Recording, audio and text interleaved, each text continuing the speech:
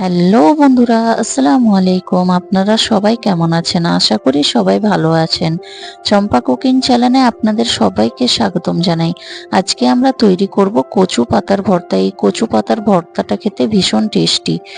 তো এখানে লাগবে আমাদের কচু পাতা, যেটা কচি আছে, আর নিয়েছি আমি সরষের তেল, লবণ, একটা রসুন নিয়েছি আমি, 6টে শুকনো লঙ্কা আর একটা লেবু, দুটো পেঁয়াজ। প্রথমে আমি চুলাতে কড়াই বসিয়ে দিয়েছি গরম হওয়ার জন্য। কড়াই গরম হয়ে গেছে, তাতে আমি দিয়ে দিলাম রসুন আর শুকনো লঙ্কাটা। শুকনো লঙ্কা আর রসুন দিয়ে আমি ভালোভাবে ভেজে নিচ্ছি। এটাকে আমাদের ততক্ষণ ভাজতে হবে যতক্ষণ এটা ব্রাউন কালার না হয়ে যায়।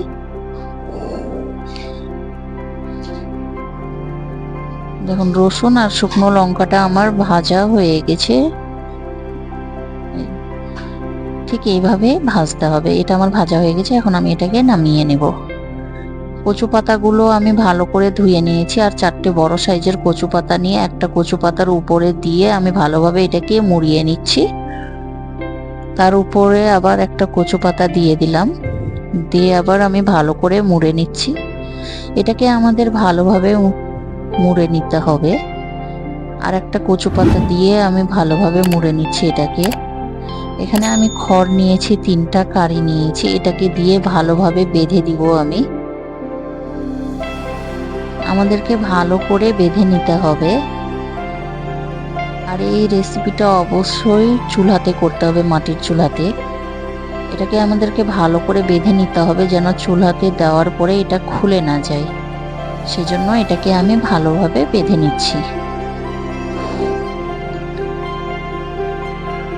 দেখুন কত ভালো করে আমি বেঁধে নিচ্ছি খড় দিয়ে এটাকে। এটা আমার বাঁধা হয়ে গেছে, দেখুন। এটা এখন আমার বাঁধা হয়ে গেছে। এখন আমি এটাকে দিয়ে দিব চুলার ভিতরে। এই যে আমি এখন চুলার ভিতরে দিয়ে দিলাম। এটা কাঠের আগুন দিয়েই করা হচ্ছে। তো এখন আমি উপর দিক দিয়েও আগুন দিয়ে দিচ্ছি। শুকনো লঙ্কা আর রসুনটা যে আমি ভেজে রেখেছিলাম সেটাকে আমি এখন বেটে নিব। বাটার আগে 1 চামচ আমি এখানে লবণ দিয়ে দিব।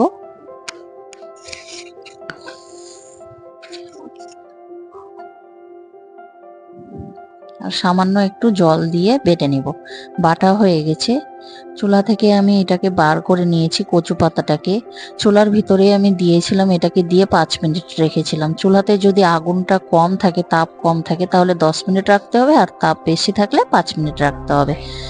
তো আমি এটাকে বার করে কিছুক্ষণ ঠান্ডা হতে দিয়েছিলাম। এখন আমি চামচের সাহায্যে উপরের যে পাতাগুলো পুড়ে গেছে সেগুলোকে ফেলে দিয়ে ভিতরের এটাকে আমি তুলে নিচ্ছি, কচু পাতাটাকে। এটা হাত দিয়ে করতে যাবেন না, এটা চামচের সাহায্যেই করবেন, কারণ এটা গরম থাকে, তখন হাত পুড়ে যাবে। এখন দেখুন আমি এটাকে ভালোভাবে তুলে নিচ্ছি চামচের সাহায্যে। চামচ দিয়ে আমি এটাকে তুলে একটা প্লেটে রাখছি। দেখুন কত ভালোভাবে সিদ্ধ হয়ে গেছে আমাদের কচু পাতাটা।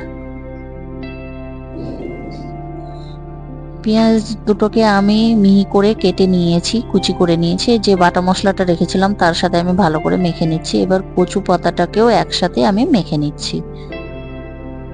এই ভর্তাটা খেতে ভীষণ টেস্টি। যখন কোনো কিছু খেতে ইচ্ছে করবে না, তখন এই ভর্তাটা বানিয়ে একবার হলেও ট্রাই করে দেখুন, মুখের স্বাদ ফিরে আসবে। এখন আমি দিয়ে দিচ্ছি 1 পিস লেবুর রস।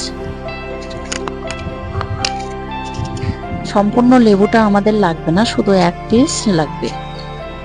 লেবুর রসটাকে দেওয়ার পরে আমি ভালোভাবে এটাকে মেখে নিচ্ছি। এটাকে আমি এখন ভালো করে মেখে নিব।